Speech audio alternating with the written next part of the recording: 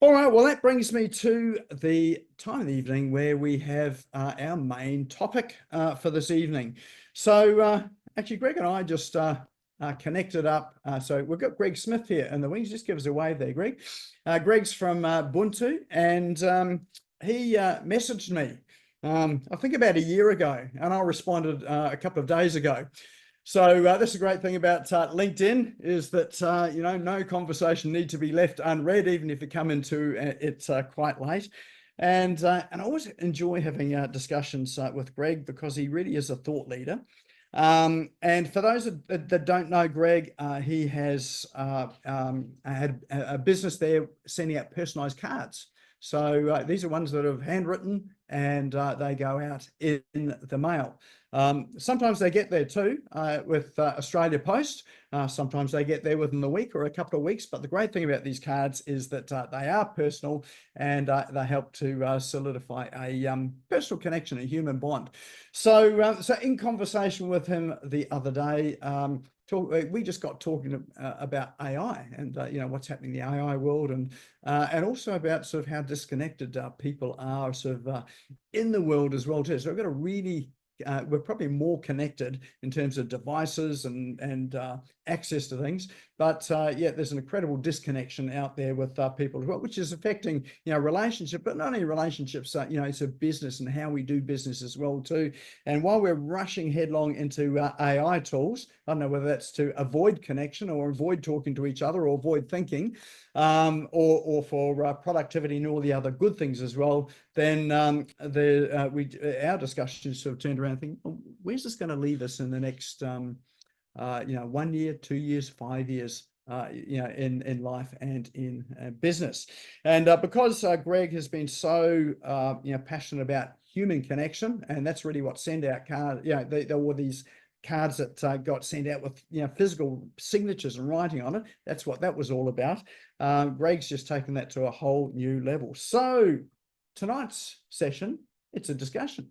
And we'll kick it off with a bit of conversation. So I will invite you to come and join the discussion. If there's a point there where you think you'd like to chime in, you've got a point of view, you've got a question, feel free to unmute. So we're not necessarily going to call for hands up or whatever. So just like a group discussion, you can unmute, and when you find a space there, then you can come and answer and enter into this conversation.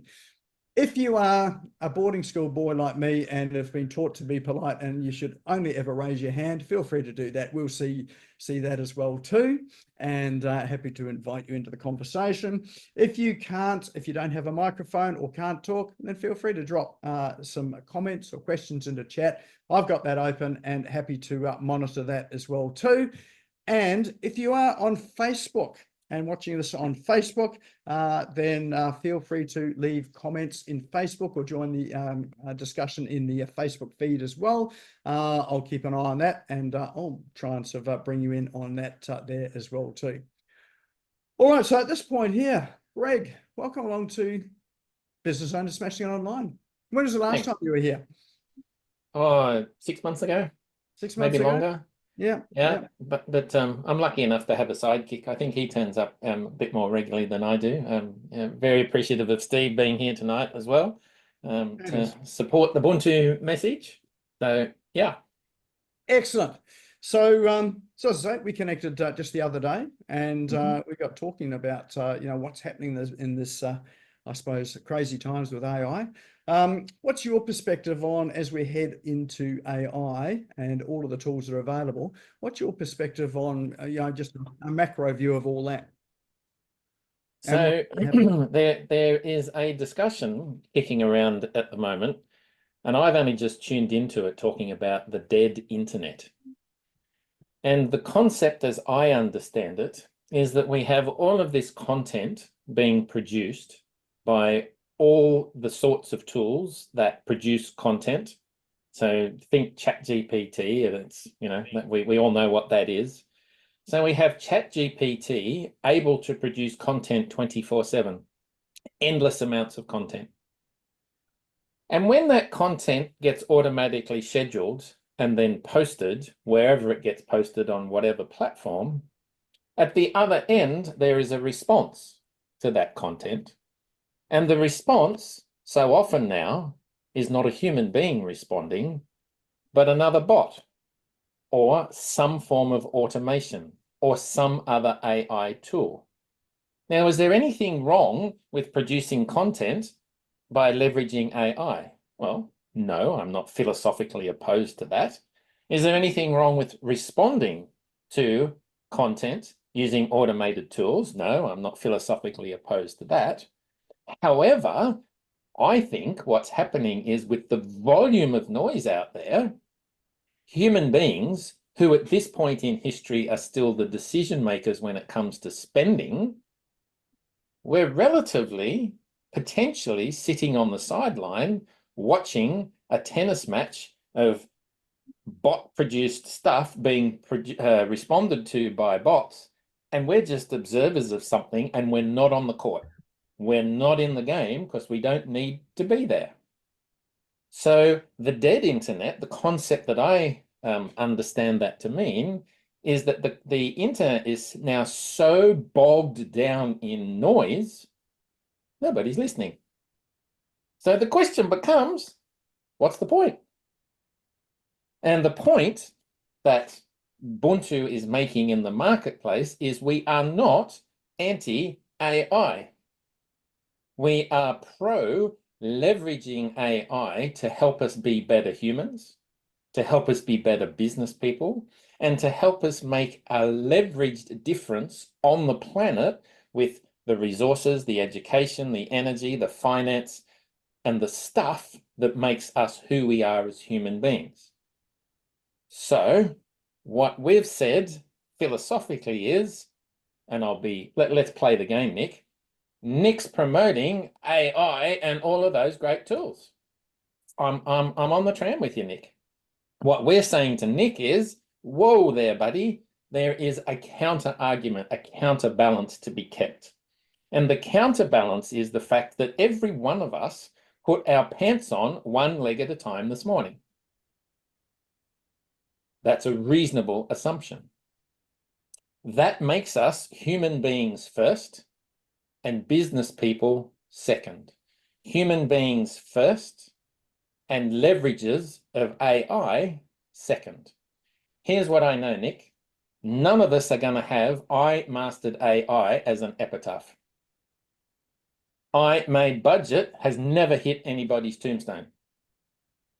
The stuff that is of importance, that is of significance to human beings, is the human qualities that end up on people's epitaphs: love, care, reconciliation, tolerance, engagement, connection, all of that stuff that makes us imperfect, pain in the neck, human beings that get in each other's way and cause a mess. AI is not messy. AI is linear, it is perfect, and it can't make a boo-boo that is messy as the mistakes that, who can I pick on? That Paul Kennedy makes on a daily basis. I know Paul, I can pick on him, even though he's nicked off and doing something else. He's gone to change his shirt. Gone to change his shirt, that's it. So what do we now do? In this context of faster, doing more with less, AI, automation, transaction efficiency, put your hand up if you really like being processed. Versus put your hand up if you really like being cared for, engaged with, remembered, tolerated, responded to, honored, resonated with, forgiven, cared for. So the Ubuntu team have said to the market, let's jump over 10 years down the track, 10 years into the future, and consider how it is right now that we communicate with each other in business in ways that resonate and connect human to human. So, Nick, I'm going to take another couple of minutes on this, if that's all right. I've got something I want to share. All right. The book that you just shared, The Ruthless Elimination of Hurry. A couple of weeks ago, about 6 weeks ago, I spent a week in Sydney. I live on the Gold Coast, but I spent a week in Sydney with my 84-year-old mum.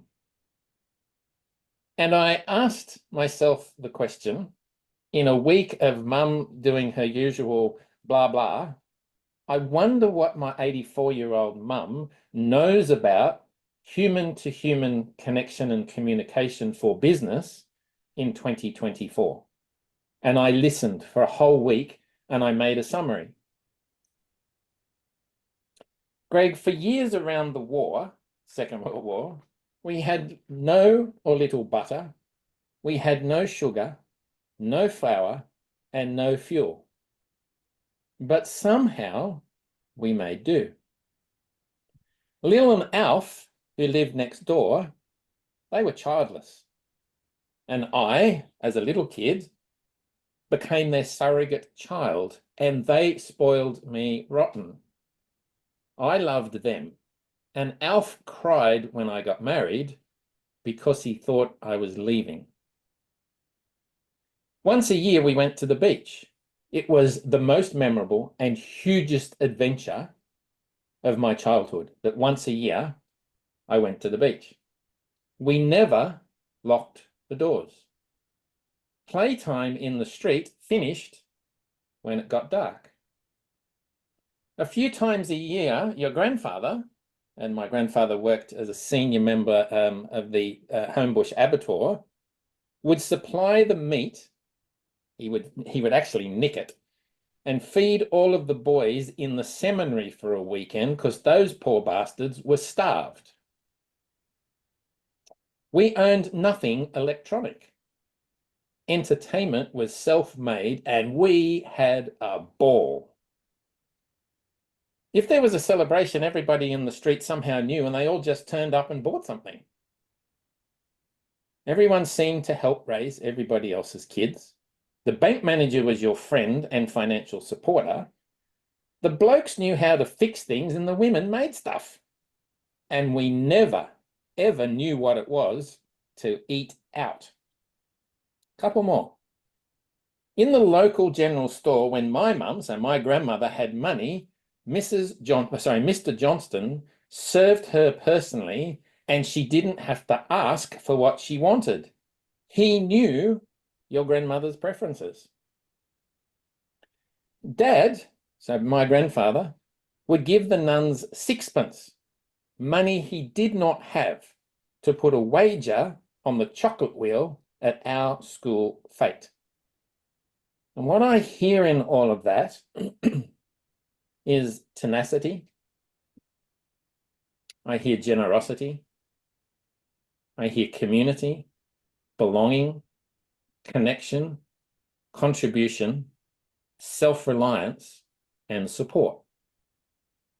So if I was to summarize, Nick, the message that we want to take to market in a commercialized, AI-driven, efficiency-oriented market, it's tenacity, generosity, community, belonging, connection, contribution, self-reliance, and support. Why? Because that's the shit that actually matters. So if it matters, is it commercially viable? Like these days here, you know, what I see with businesses and people, that it's all about trying to get as many leads and customers into the door as possible. And it virtually is a numbers game. So really what AI does is it helps with the numbers. It helps to actually sort of do some of the important tasks in business, so that you can focus on the other stuff in business. So maybe there's a happy medium in there, or what is it? Anybody else want to have a crack at that? If we're having a discussion, Nick, you want to put that to the community here, and like what's our collective response to that?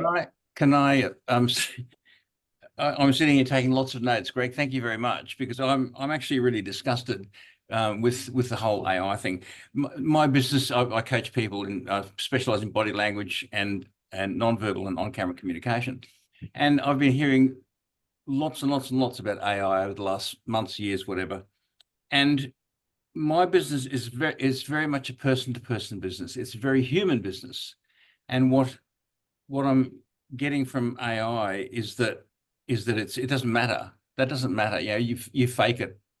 There's nothing authentic about it. I've quoted before someone talking about a brand specialist, brand promoter, whatever, saying, oh, people are responding to authenticity these days, and here's how you can use AI to impart your authenticity.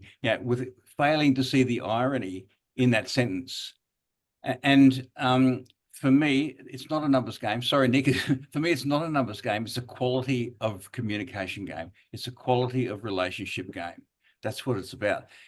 My business is not selling cars or whatever. It's a very much you've got to get into people's heads and find out what makes them tick, and that will manifest in how they physically come across. So it's very much a person to person and very personal business. So for me, AI is crap. Sorry. And the fact that I apologize for being late, but it underlines the point that, my Zoom isn't working all of a sudden. So the technology is great when it works, but it often fails. And it failed again. I've had to find another way into this meeting because my bloody Zoom doesn't work all of a sudden. Well, you'd be pleased to know that Dr. Christian, it's actually working twice. We've got two of you in here, which is just I know.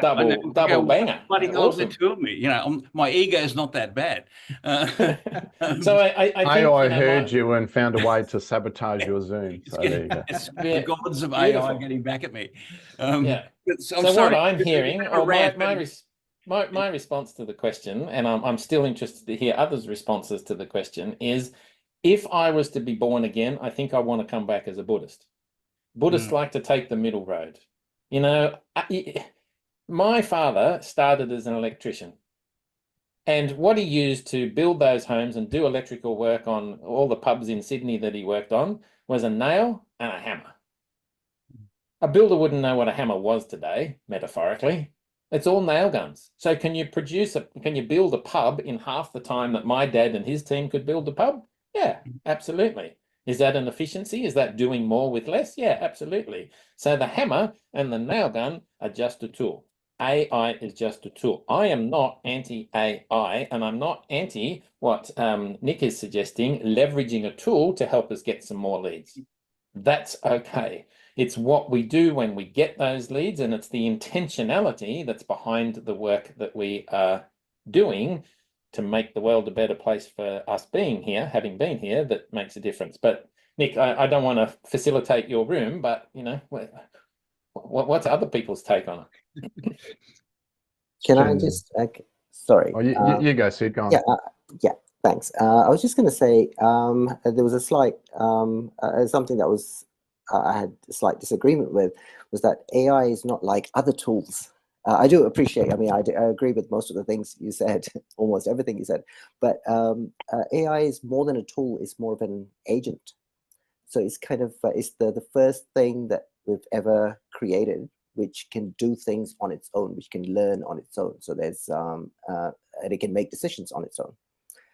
Tools like, if you're talking about simple tools like a hammer or a screwdriver, they would do exactly what you would want them to do. Whereas with AI, you could set it to go ahead and make decisions for you, for itself, for other AI tools, if you were to link them all up, or AI agents, if you were to link them up. And it could just go off on its own and, like you said, have conversations. So it could be like my AI will talk to your AI, and they could have a conversation. They could just go off and do all sorts of things. Beyond that would be way beyond your control. You have no say in any of that. So that would be an interesting way to look at it. So AI is a bit like a especially the lazier ones amongst us, we would just sort of set the AI off to do things for us, to make money for us, to make our lives better, and to make us look good in the process. Yeah. So I'll keep saying it until my last breath. I'm not anti-AI. What I'm concerned about is, does that leverage our humanity? Yeah. That's the question that resides with me. Because when I buried my dad 18 months ago, it was loving father of, name of all the kids. It wasn't he made, he did, he saw, he conquered. It was something really, really fundamentally human that, we've remembered him by and for. Steve, what's your thought? Because you know, you and I have sort of tussled around with this stuff before. Steve Plummer. Okay. Well, yeah, yeah, we have, Greg, and it's you know, I totally get where you're coming from, and as you know, my fear is we are losing our humanity in all of this. And I think a little bit like Dr. Christian, I've got some, I'll say it, I've got some fears for humanity and us losing our humanity. The question I had, Greg, for you specifically is, in a commercial sense, because what you're talking about essentially is your offline stuff, right? The what's it called? You send it, or what's it called? What's your product called?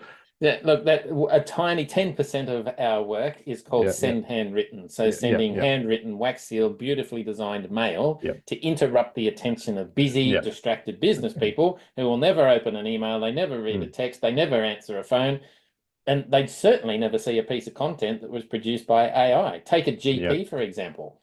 They don't watch any of that shit. How do you get their attention? And so I guess along those lines is my question around, and this is from a commercial perspective, from you selling it to me as the business owner, is the perception of that old school, boring, it takes a long time, it's expensive, you know, that kind of thing. Even though it's more connecting, it's more impactful, you're more likely to get a response from something like that. Yet and I'm asking this question, is the commercial reality that that's too old school back in the past? And even though it has all of these beautiful things that connect to us humans, all the cool, trendy, new stuff is where it's at, and therefore I'm not going to pay for that. Am I playing too much of the devil's advocate there, or? No, it's perfect. It's perfect. You know, is old school the answer? No. Is all AI the answer? I don't think so. Is only making telephone calls the answer? I don't think so. I think we have to take the middle road, make decisions about horses for courses, and make intelligent, informed decisions about how we get the attention of the people that we would like to have as clients. I know, Steve, and I hope this is not commercial in confidence, but you've got a client and you help them sell sheds. Yes. Great. So if the people that you want to sell sheds to are farmers, how do you get farmers' attention so that they buy a shed? And you've shared with me some of the amazing success that you've had with what you do. So let's say, and I'm looking at a sample here on my desk at the moment. We had I'll tell a story to answer your question. We had a prospect come to us, a young lady. Her name is Benzie. She's an artist, Carla Benzie. And she came to us and she said, Greg, could you get that painting? And I won't, that's a painting. It's about 3 meters by 4 meters. It's of Toby Price.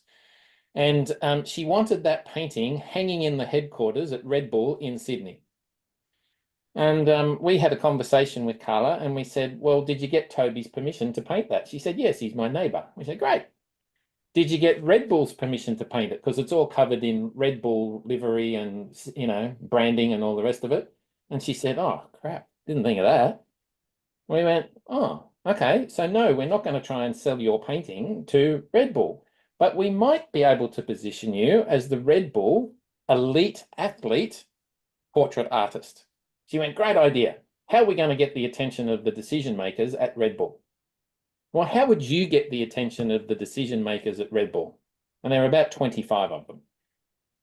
You ring them up, you send them an email, you put out a LinkedIn post, what the hell do you put on a TV ad? Do you put on a radio? What do you do to get those guys' attention? They are head down, backside in the air, not interested in anything except their own stuff.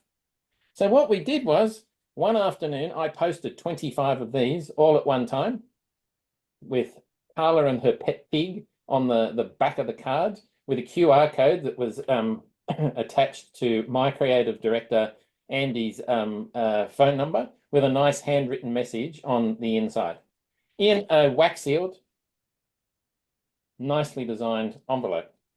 And a week later, Andy, our creative director's phone rang. And the voice on the other end said, hi, Andy. it's Kurt here, Managing Director of Motorsport Marketing at Red Bull. Can I speak to Carla? He said, under no circumstances. He said, what do you mean? And he said, Andy said, Carla is a raging introvert. She talks to nobody unless they come through me. And Kurt said, I am the Managing Director of Motorsport at Red Bull Marketing. And he said, yeah, I heard you. And he said, are you responsible for sending all these cards to our office that have all arrived in the last day or so? And he said, yep. And he said, well, what the F are all of these cards?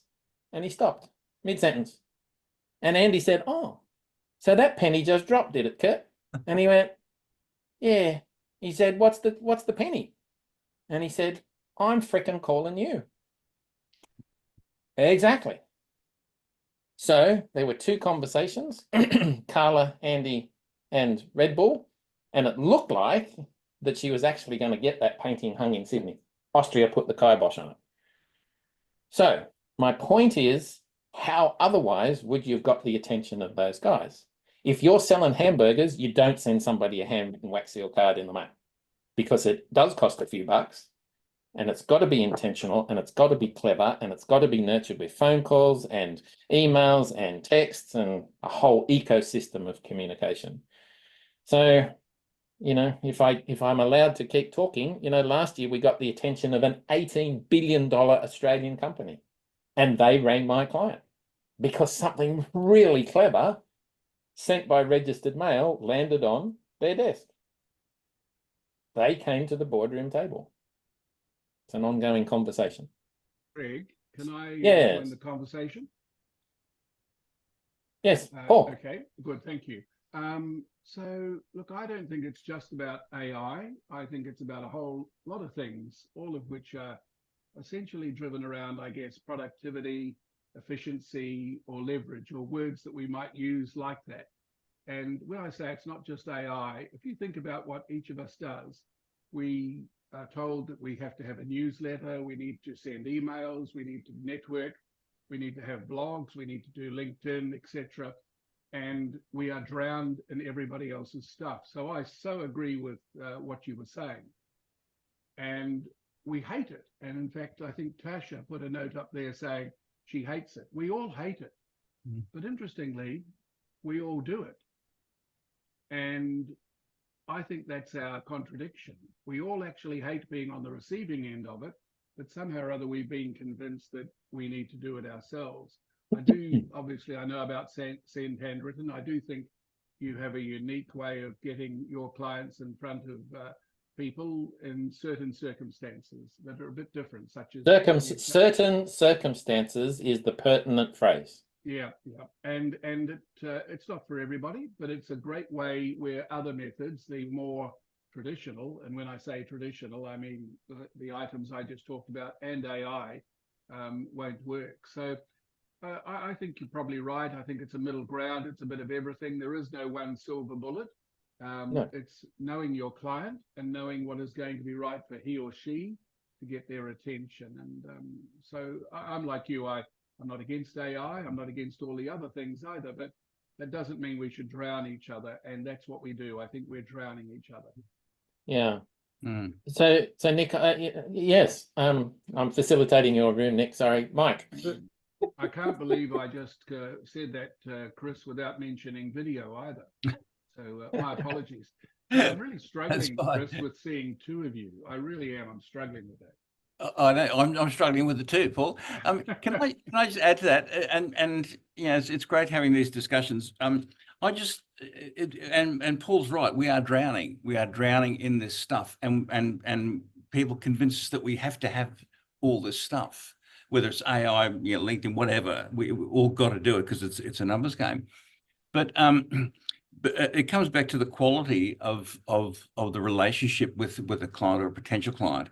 And what I find is that as a tool, the tool is no longer working for humanity. Humanity is working for the tool. When we have to skew everything to train the algorithm, that means we are working for the technology, not the other way around. And I think that's really, really sad. And that's why we're drowning, because everything we do is skewed to training the algorithm, because it's all the algorithm.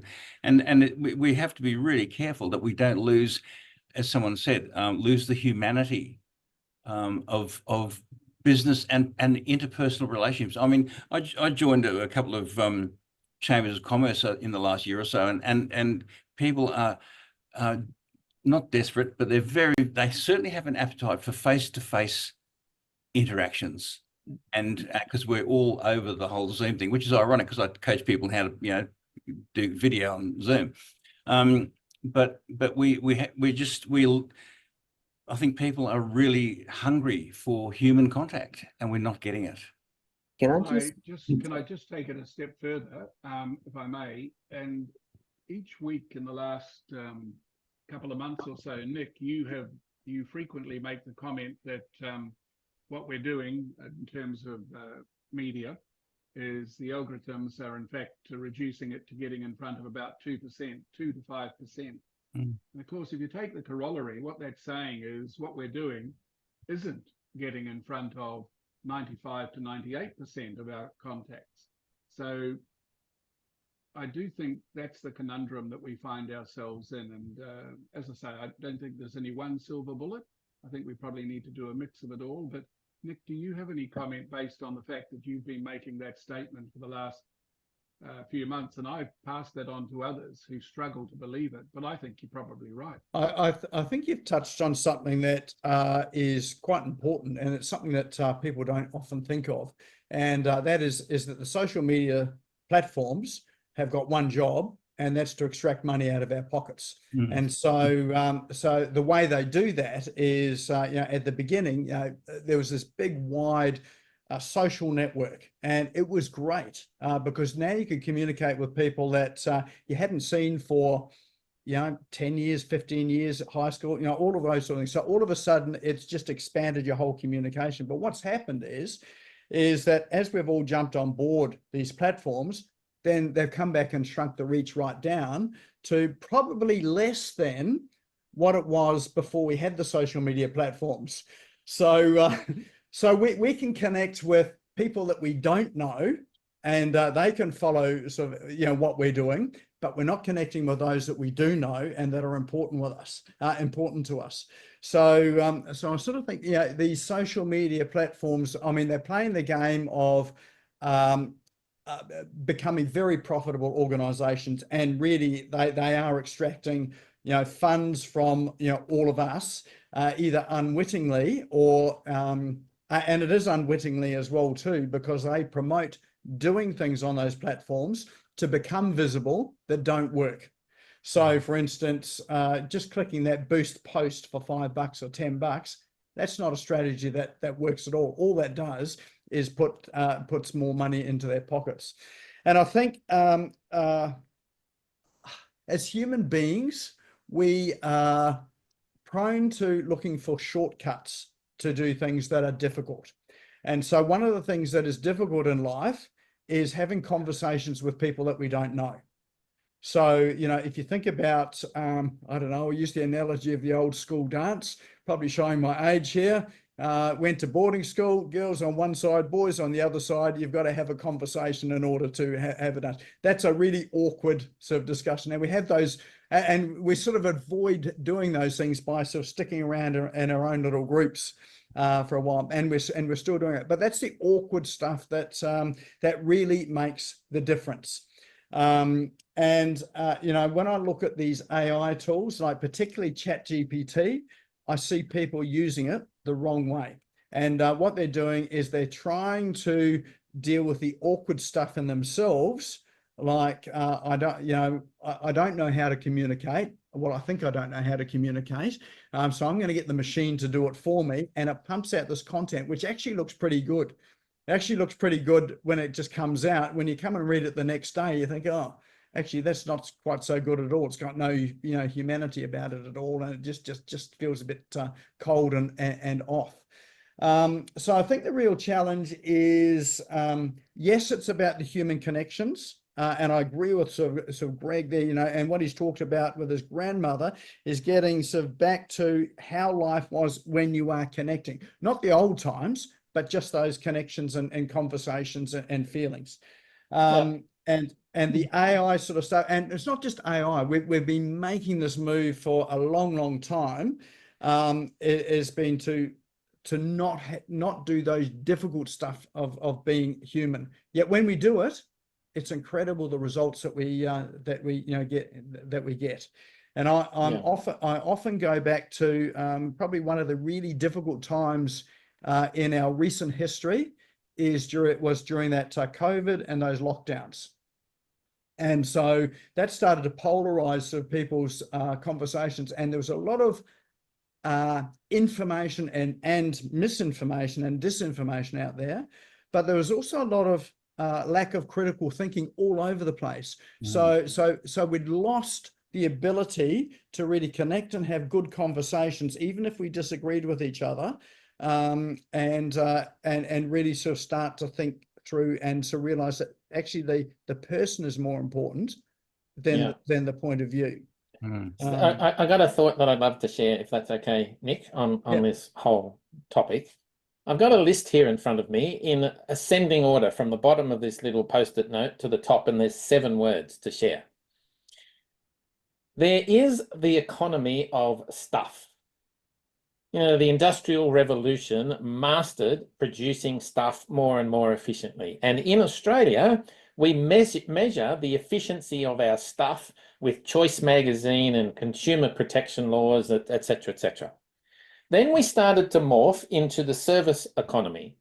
And, 20 odd years ago, Paul, you've got a memory for this stuff, I know, but, 20, 25, 30 years ago, we started measuring service with things like the Net Promoter Score that Bain & Co came up with, and customer satisfaction became a real thing.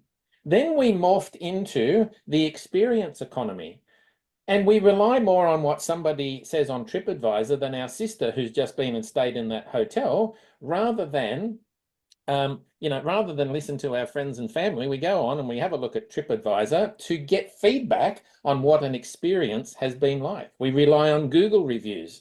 And then we started to talk about customer experience, and not customer satisfaction anymore, but customer appreciation, which is the next level up. The 4th word I've got here is the transformation economy.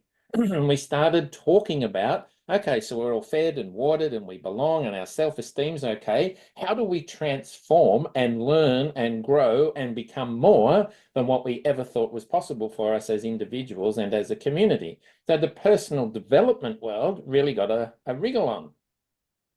Then here comes AI, and the transactional economy got a wriggle on. Fly Jetstar to experience the transactional economy. Lined up, you're one of the cattle in the queue. You get called a passenger. You're there, but you're not relevant to the organization that's flying you, hopefully safely from A to B. We've got Amazon, transactional efficiency, delivering stuff before you've even ordered it. Speed, efficiency, and all of that stuff is part of that economy. Is there anything wrong with it? No. But there's an ascending order of what's going on. Steve Dart will talk from now until midnight about the relationship economy. The importance of, and Steve's a LinkedIn genius, and he will talk about the connection to be made online with others, to tell your story, and to have a sense of significance, and to know that what you are up to matters, and that the people that you are talking to actually care. And here's what's coming. I have a friend, he's also a client of ours, and he is a master of measuring customer appreciation. And he's just sat down for 12 months to write his new book. Because what's coming in 2025 is the measurement of your reputation, your personal reputation, your service reputation, your business reputation. Is there anything else in business that is more important than your reputation? Measured, tradable, done properly, significantly. And when you think about it, all we have as human beings, when all is said and done, is our word. Now that's going to take a while to unpack if we really want to play with that. We only have our word. If you shake my hand, you get whatever it is that I've promised. Do you always shake the hand in a transaction with the organizations we interact with and know that that's going to be delivered at a reasonable price on time if it's a meal that it's hot with good quality ingredients with a smile on the waitress's face, etc., etc.? No, it's a lottery often. So what is your reputation that you want to build into 2025? And eventually, when I've read his book, it's not even out yet, we'll be able to measure that reputation. So I just had to share that. For whatever reason, reputation, I don't think, is going to be anchored in the world of AI. It's going to be anchored in you keeping your promises, and your brand, in my opinion, is your oath to your customers. Sorry, that was my little rant, Nick. So I've got a comment about that as well too, in that I agree with you. And is your reputation going to become a commodity? It may do. So if it does, then you can use AI to help drive your reputation. Do you want it to become a commodity? It's not whether I want it to, is that how people are going to see it? Yeah, well, buggered if I know. If I had a crystal ball, well, in fact, my crystal ball's in for a service, so I don't know what's going to happen. So I think Steve Plummer was sort of starting to play with the idea of, how does a team like ours, who have made the decision to be the counterweight to the automated AI transactional speed and efficiency response to business in 2024 and 25, how do we as a team monetize that? How do we make sense of it? How do we help our clients in practical ways? Are you okay if I share some of that story that I shared with you the other day, Nick? Is that appropriate? Yeah, 100%. All right. So in the middle of 2022, what we got was that the marketplace was anxious. COVID, floods, fires, Ukraine, supply chain, staffing. If you can get staff, there's nowhere to accommodate them, particularly if you're in not in a big city. The dramas seem to be building like a mushroom cloud. And this team, including Steve, asked ourselves the question, what is going on? And what we settled on, and that I've got, I think, enough proof to know that we were damn close to being right, is that the marketplace, which is made up of human beings, was anxious. We didn't know what the buggers were going to do next, whoever the buggers were. Times were uncertain in the middle of 2022. So the next question that we asked was, well, that's great. What's the antidote to anxiousness? And what we settled on was the concept of Ubuntu. Ubuntu is a South African word. No, I'm not South African, but I used the concept of Ubuntu in 20 odd years working outdoors with corporates and young adults. I got a little tool here, a little pack of cards that I used over and over and over and over, sitting around campfires and around dining room tables with bunches of young adults and corporates, talking about how our commonalities were so much stronger and relevant than our differences. We took the U off the front of the word Ubuntu, which means humanity, and called ourselves Buntu. Buntu means people. We are on about connection with intention. We think that we can help render your competition irrelevant if we help you connect in real ways with the people that you want the attention of. And if we use the Red Bull story, that's a little example. So then we asked ourselves the question, well, how the hell in blazes do we commercialize that? How do we actually support our clients? So we created one service. There's 5, and I'm not going to bore you with 5 different services. But the first one we called Uncover You. Here's the question. Steve Plummer, I know we've asked you this question. We don't need an answer, this is rhetorical at the moment. Who are you? We know that you're an awesome copywriter and advertiser and all the things that you do. That's great. There's 5,000 of you in Australia. Who are you? What makes you different to everybody else? I walked into a business breakfast one morning and Tanya was there. I said, good morning, Tanya. She had a name tag on. I said, good morning, Tanya. Who are you? She said, I'm a mortgage broker. I said, that's great. Wake me up when it's over, will you? She said, oh, that's a bit rude. I said, do you know there's 120,000 of you in Australia? She went, is there? I said, I made it up. I don't know. There's a lot. I said, come down the beach with me. She said, what? We just got the breakfast. You're crazy. I said, thank you. That's a compliment. She said, I said, in your head, come down the beach with me, stand on the beach at Surfers Paradise on a windy Sunday afternoon. It's blowing a nor'easter to Kingdom Come. What do you see?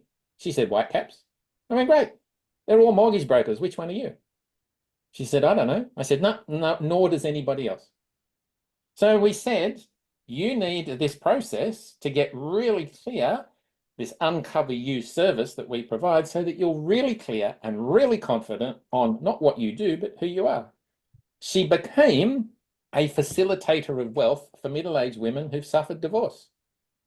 For a period of time after that process with us, when you asked Tanya who she was, she would then say, oh, Greg, I'm a facilitator of wealth for women like me. We go, great. What do you do? I do mortgage broking. How do you feel after that process, Tanya? She said, I feel confident and I feel clear and I know what my message to market is and who my audience is. Turns out, in Greg's opinion, the riches are not in the niches.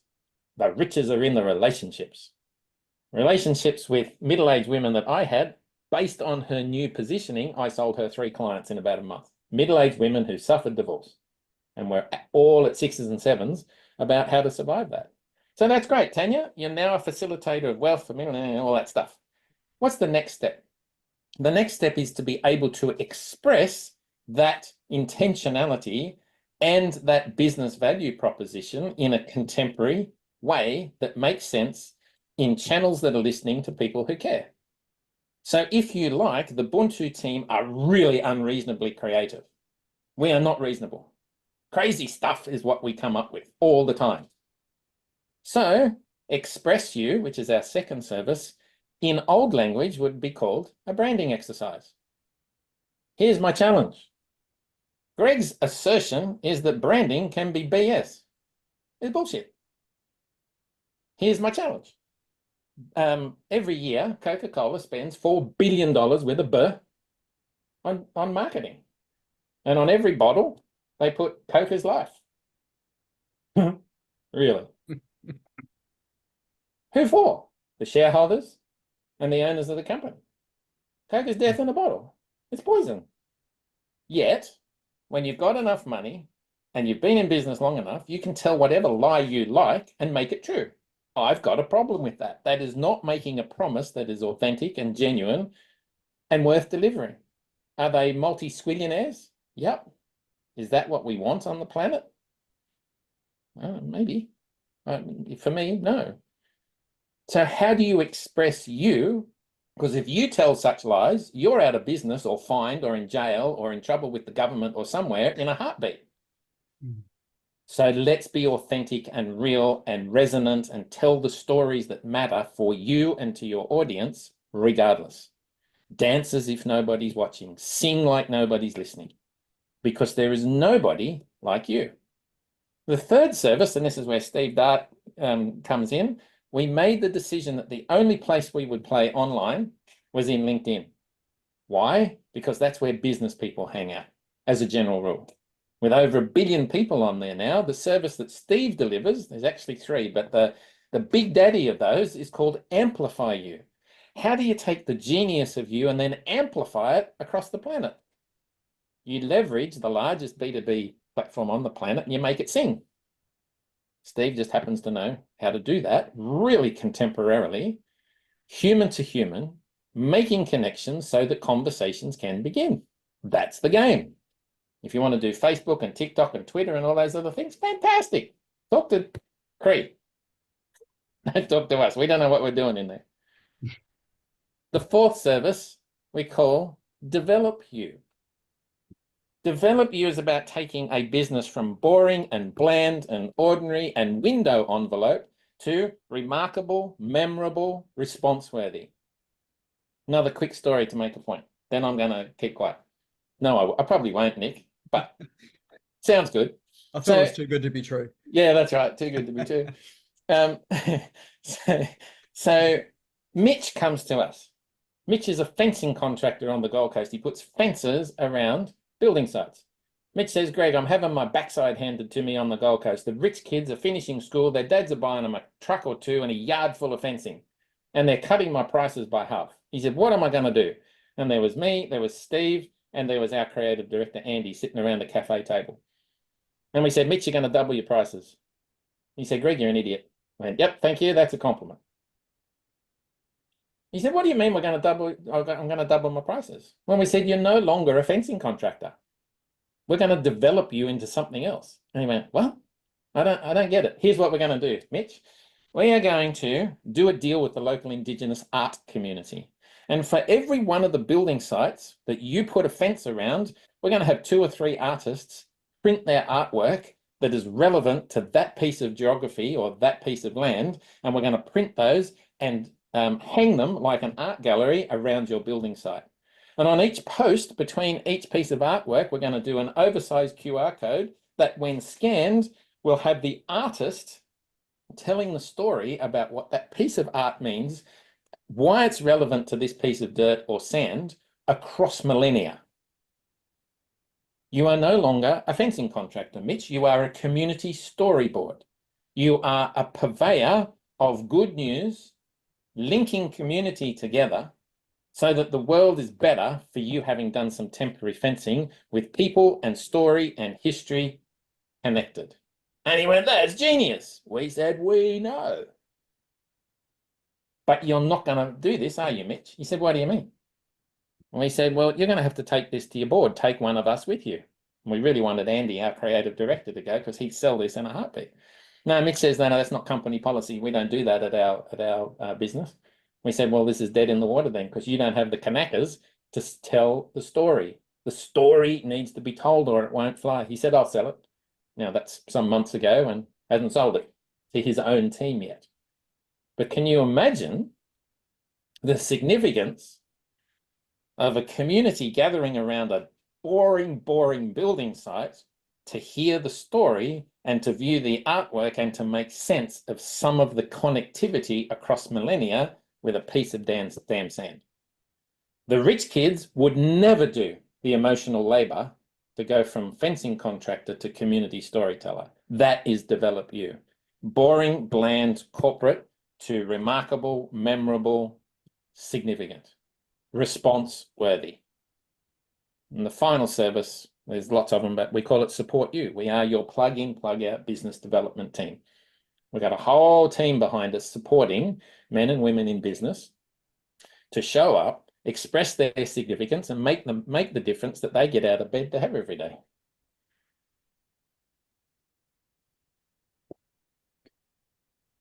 And so with that there, the question is, I'm looking at the ages of everybody on the screen here. And probably with the exception of, say, Sid, I think who's sort of in a bracket a little bit lower than sort of some of us. And I think Camille as well. We're sort of reasonably in that sort of same age bracket and have come through not knowing AI. In fact, probably come through a lot of us not even having switched on a computer or had a computer when we were younger, and so we're in the this new world now. Here's the interesting thing: speaking with someone that works with businesses who are hiring Gen Zs. So Gen Zs have grown up with machines attached to their eyeballs. And so that's really their world has been experienced through screens and this AI stuff is just a natural extension to it all. And so what they're saying to businesses now is that we don't want to work this 9 to 5 sort of 40-hour week sort of stuff. We actually want to have a different sort of lifestyle. And I see this with my local mechanic, trying to fit these young people into the business that they've got in terms of the hours they work, the sort of work that they do. Maybe sort of going back to your analogy, Greg, with the hammer and sort of building houses with a hammer and nail rather than a nail gun. And it's a real challenge for business because these young people say, well, actually, that's not what I want. I'm leaving. And then they go off and do something else. So they're seen as not particularly reliable. And I think that's part of the element of what's going on. So my question is, how do we connect with these young people so we give them what they want and give them the experience that they want, but we're also having the experience that we want and able to connect with them in life as well too.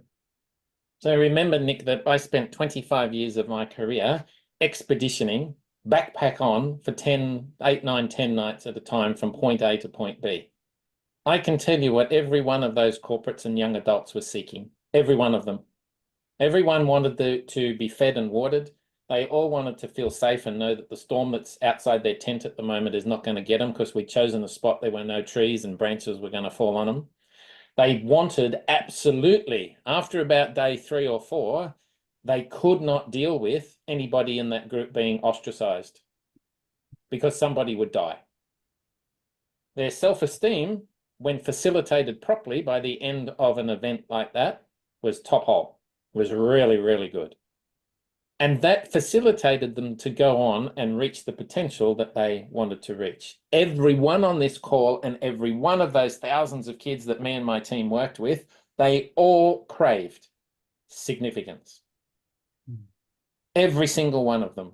And every single one of them wanted to be loved and cared for. How do we turn that into a commercial reality when what we need is somebody with a spanner in their hand fixing the damn car? That's the conundrum that I think you're expressing. I don't know exactly the answer to that question, but I think we've got to love the buggers so that they've never been loved before, so that the significance of their skill set and who they are gets expressed. And maybe that's just a bunch of motherhood statements, but I don't know how else to navigate that given my nearly 60 years on the planet. It's the only thing that makes sense to me. And I think that is really the challenge. Yes. And I think with where we've come, with all of these tools and AI, we've forgotten that part of humanity. So we need to reconnect with that. As soon as we start to reconnect with it, then we start to engage. Just a quick story. I can see you opening your mouth there, Greg. Just a quick story. I met someone again who I haven't seen for years and years and years, and immediately sort of reconnected again. And she said something that I didn't know. So it would have been about 10 years ago. And I told my story about GFC and how I lost everything in the GFC, and just went through that whole story, which was reasonably painful time. She said to me, she said, the reason why I really connected with you is because you told that story, and it reminded me of what my father went through and some of the things that he said and what was important. She said, that's why effectively I'm in your world today, and I'm still here as well. So I think, often we underestimate the power that we have in terms of our human experience, expressing it, and how that actually then connects in with other people. Storytelling is crucial. And unless you're going to ask me another question, my finishing thought for tonight is we've got a bunch of 30 or 40 sayings at Ubuntu, and the one that I've picked out of the pile tonight is, when we are curious, when we sit in wonder, we discover wonderful. Fabulous. And on that note, that ends our session for tonight. So if you enjoyed it, let's give us a virtual thumbs up or clap, or even if you didn't enjoy it, let's just do the same.